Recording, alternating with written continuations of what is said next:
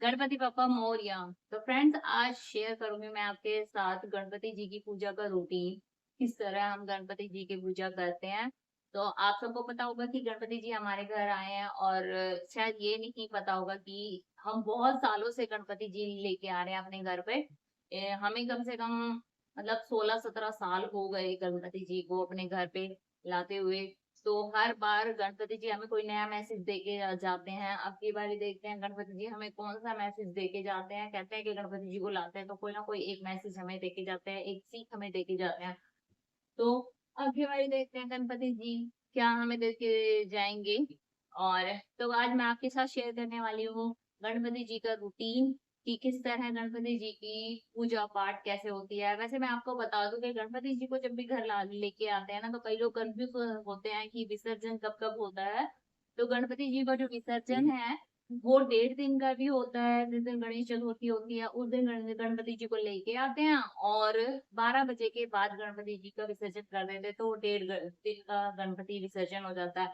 फिर उसके बाद 3 दिन का भी गणपति विसर्जन कर देते हैं, मतलब 3 दिन हो जाते हैं। 5 दिन का भी गणपति विसर्जन होता है, 7 दिन का भी, और लास्ट होता है 10 दिन का अनंत चतुर्थी उसे बोलते हैं।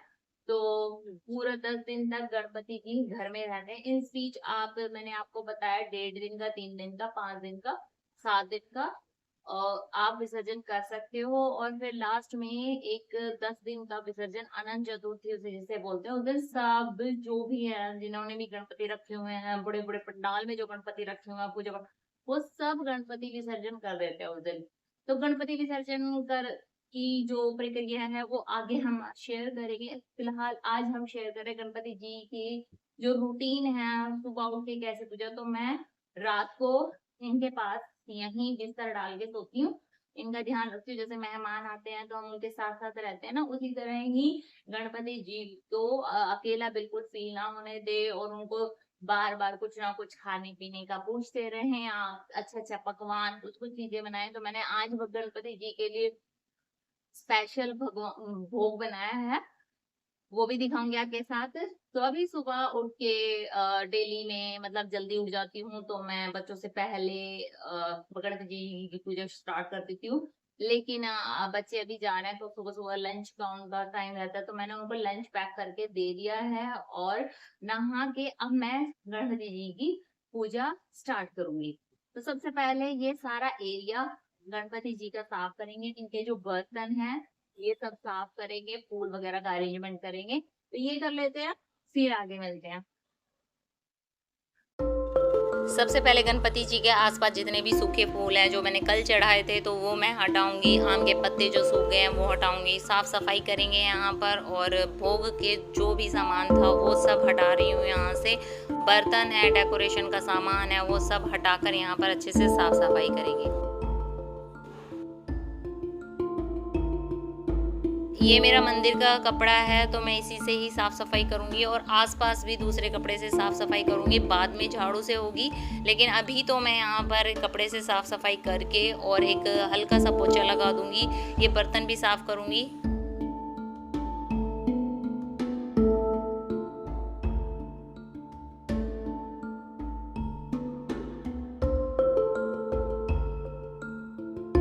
और जो भी रात का जल था जो भगवान जी के सामने रखा हुआ था, वो सारा जल फूल सब मैं इन पेड़ पौधों में डाल देती हूँ। कोई भी मैं इस तरह मतलब फेंकती नहीं हूँ, ना ही मैं नहर वगैरह में इस तरह उसको दूषित करती हूँ। तो ये फिर अब मैं बर्तन साफ़ करना कर दिया मैंने शुरू। यहाँ मैं पीताम्बरी, नींबू और विम जेल से आज इनको पूरा अच्छे से चमका रही हूँ। रेगुलर मैं इनको इतना नहीं साफ़ करती नींबू से, लेकिन एक मैं पीताम्बरी और विम जेल से तो डेली साफ़ करती हूँ, लेकिन नींबू से अच्छी चमक आ जाती है।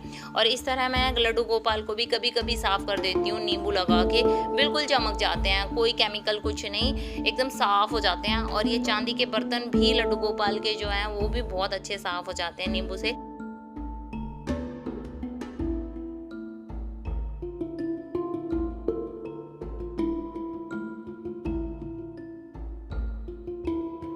और अब करवा रही हूँ लड्डू गोपाल को स्नान। ये जो जल है इसको आप गिलास में डालें, वैसे फेंके ना इसको, अपने पेड़ पौधों में डाल लें, आप पी भी सकते हो, चना अमृत बन जाता है। फिर मैं पूजा से पहले जाती हूँ छत पर, यहाँ से तुलसी और फूल ले आती हूँ, जल चढ़ा देती हूँ सूर्य को भी और तुलसी को भी। और मेरे यहाँ कोई ना कोई फूल लगे ही रहते, कभी सफ़ेद कभी लाल कभी कोई, तो मैं यहाँ से फूल और तुलसी कान्हा को भोग में चढ़ती है ना, तो वो लेके जाती हूँ। और अब मेरे बर्तन भी साफ हो गए, अब करते हैं पूजा स्टार्ट।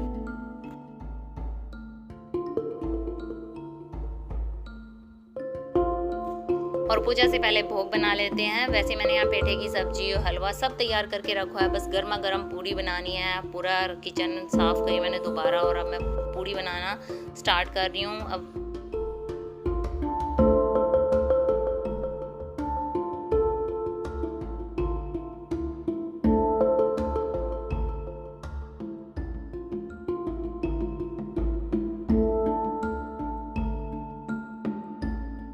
ये हो गया हमारा भोग तैयार, पेठे की सब्जी, हलवा और पूड़ी।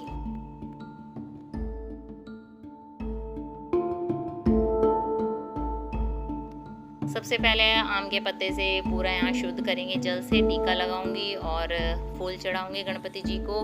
ध्रुवा अगर घास हो तो वो चढ़ाओ गणपति जी को। मैं शाम को जाती हूँ तो ले आती हूँ गणपति जी के लिए।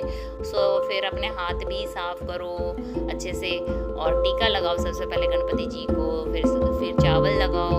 और फिर मैं बनाती हूँ एक छोटी सी जोत। वैसे जो अखंड जोत है वो तो जलती रहती है, लेकिन अभी जो आरती के लिए सुबह शाम मैं बनाती हूँ छोटी सी जोत। और वैसे भी जो हमारे रेगुलर हमारी पूजा होती रहती है मंदिर में, तो ये पूजा वहाँ भी हो जाती है इस जोत से, और वहाँ रख देती हूँ फिर इससे।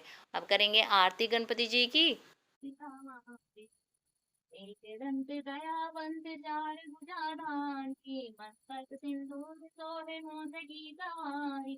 पान चढ़े फूल चढ़े और चढ़े मेवा, चढ़वन का भोग लगे संत करे सेवा। दीनन की लाज रखो सबो सुखवारी, कामना को भोग। अब गणपति जी को भोग लगाएंगे। वैसे सबका अपना अपना तरीका होता है, कोई कैसे लगाता है कोई कैसे लगाता है। ऐसा भोग लगाओ रे गणपति,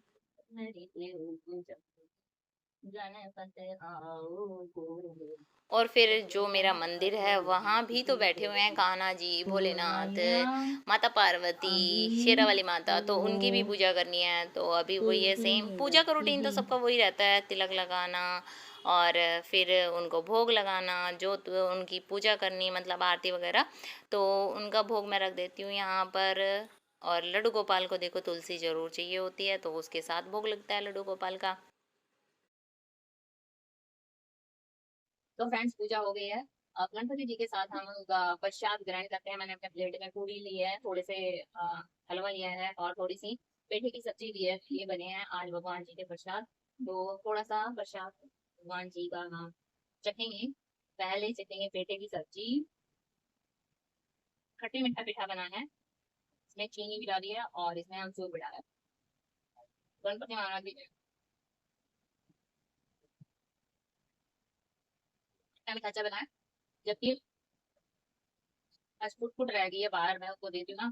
अभी तो मेरे को खाना एक रोटी, और मैं आपको चख के दूंगा।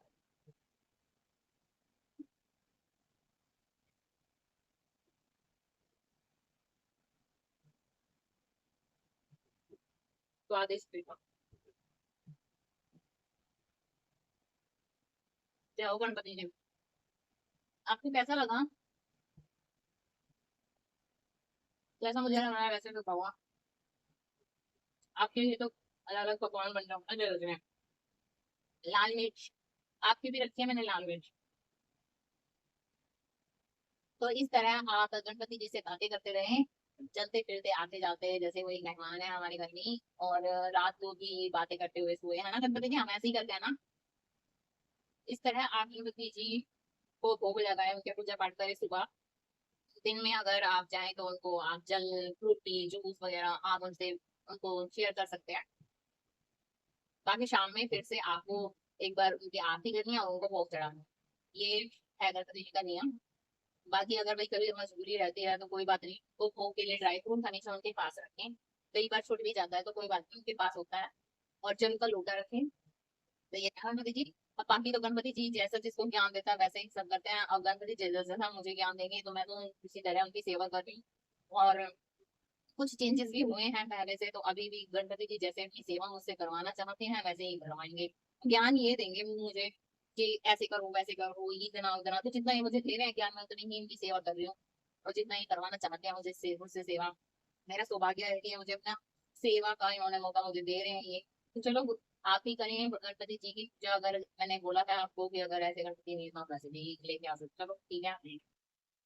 तो ये था मेरा गणपति जी की पूजा का रूटीन। एक ये सुबह की पूजा है और इसके बाद शाम की पूजा भी होगी।